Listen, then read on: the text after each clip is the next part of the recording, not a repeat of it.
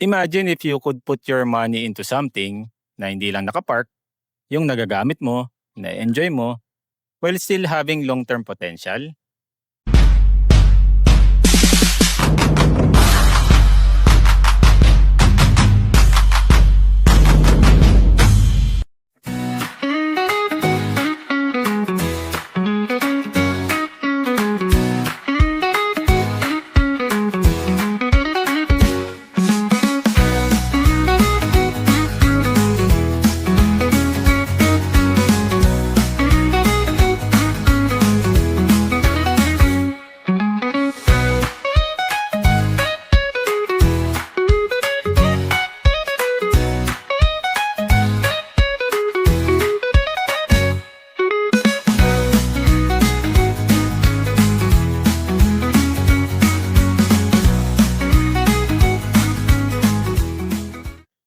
So we're here in Playa Calatagan in Calatagan, Batangas, around 3-hour drive from Metro Manila. Now Playa Calatagan is just around 15 minutes away from Calatagan town proper, around 1.5-hour drive from Nasugbu, and around mga 2-hour drive lang po siya from Tagaytay City and Batangas City. So going back, imagine your investment is something you can actually use. That's the difference here in Playa Calatagan. Playa Calatagan is a master plan development. So you're not just buying raw land, you're buying into a managed environment. Now hindi siya automatic na high returns. Important din to be realistic. But compared to idle assets, this gives you flexibility. You can use it, enjoy the beach and the amenities, and then develop it later on. So instead of just waiting for appreciation, you're getting value while you wait. And for a lot of investors, that's a more practical way to look at it. Let's start this quick property tour of Playa Calatagan here sa Residence Beach Club. Dito mo agad makikita kung bakit iba yung isang property investment kapag nasa isang master plan community. Kasi when people search for beach lot for sale in Batangas, hindi lang naman lupa yung hinahanap nila. Ang tanong talaga is, magagamit ko ba to? May pupunta ba dito? Or worth it ba i-hold long term? And this is where that question starts getting answered. Pero quick pause lang, if you're looking for properties like this, yung hindi lang maganda pero may long-term potential, consider subscribing to our YouTube channel. And if you're looking to buy a property here and you want to know your options, you may contact us through Viber, WhatsApp, or through email. We'll show it on the screen for you. Now this project is developed by Landco Pacific Corporation, isa sa mga known developers pagdating sa leisure developments. The whole estate is around 77 hectares, so hindi ito small project, this is a full-scale coastal community. Lot sizes here usually range from around 250 square meters to 479 square meters. So flexible siya depending on your plan, whether future home or long-term hold or investment. And what you're seeing right now, hindi na ito concept. This project has been around since the early 2010s, so may existing community na and may mga residents na.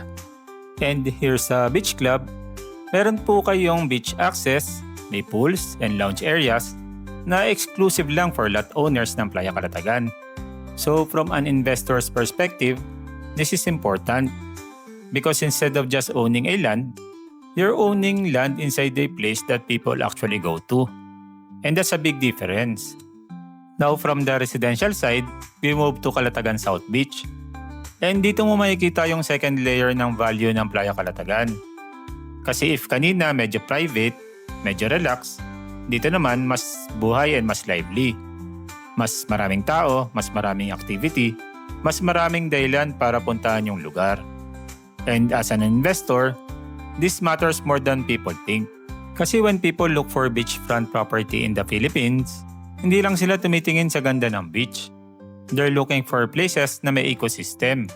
Yung tipong may development, may energy, may dahilan para balik-balikan. And here, you get both worlds. You have your quiet, private residential space at the Residence Beach Club. And then just beside it, you have something more active, more lively, more energy. And that balance is very important. Because over time, That's what helps sustain interest in the location. Now we're here at the Hilltop Clubhouse and immediately mapapansin mo na iba yung perspective dito. Mas elevated, mas open, and you get a view of the community and even the sea from a distance. There's also an open pavilion here na pwede for events, gatherings, even small celebrations. And again, these are the things na minsan hindi napapansin agad. Pero when you zoom out, these are the features that make a place more livable. And livability plays a role in long-term value.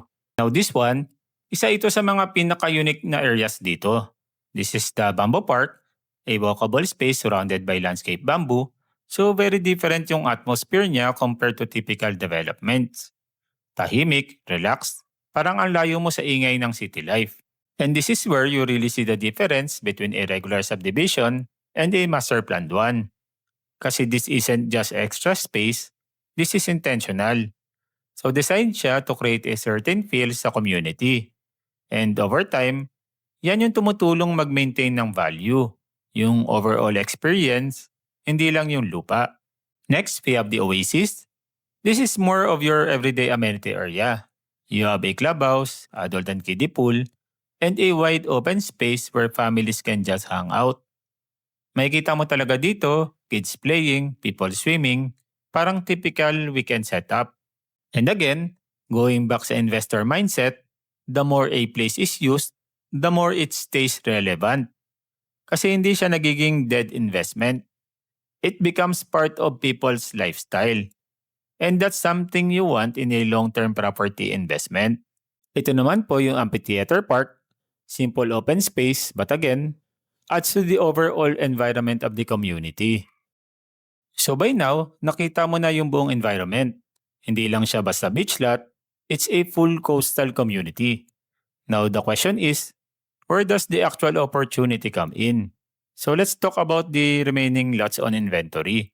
First option, this is Phase 3, Block 45, Lot 5, a 381 square meter lot. Nasa cul-de-sac siya, so less traffic, more privacy. Elevated din yung lot with view of the Oasis Central Park sa likod. Medyo irregular shape siya, but that actually gives you flexibility in design. So if you're looking for a quieter, more premium feel location, this is worth considering. Next, we have Phase 3, Block 43, Lot 3, a 372 square meter lot. South facing siya and ang pinaka-highlight, backing directly into a central park. So wala kang immediate neighbor sa likod, which means more open space, more privacy. From an investment standpoint, lots with direct access to open areas like this tend to hold value better over time. Lastly, this is Phase 2C2, Block 24, Lot 45, a 358 square meter lot. Northeast facing siya and elevated din yung lot, mas mataas siya compared sa lot sa likod. So potentially, you get better airflow and possible views depending on your build. For buyers looking at elevation and long-term positioning, this is a solid option.